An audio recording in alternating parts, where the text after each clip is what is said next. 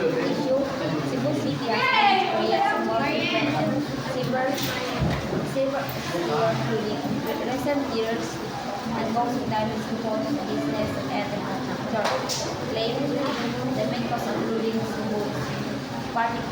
is particularly poor waste management, deforestation, irresponsible urban development.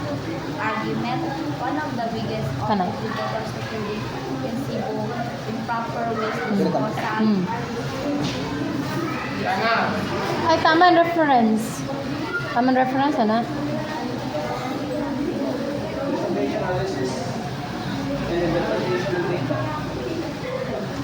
Bebe.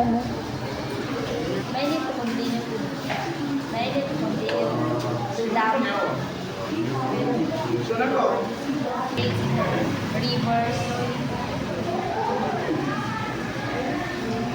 and drainage system which leads to severe flooding. To reports from the Cebu City risk reduction and Office CCDRRMO black drainage due to the garbage, one of the biggest reasons to June 2010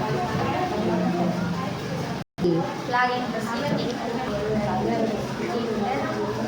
Cause of Cebu flooding, crisis not for infrastructure. Cebu flooding, crisis not for infrastructure.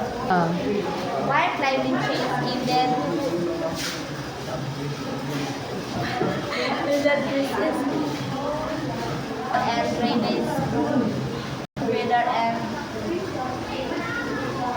accessibility clogging, In flooding,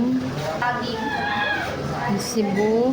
Cebu City disaster large due to the local factor. Ma'am, last niya ma'am factor. Thank you. Congratulations.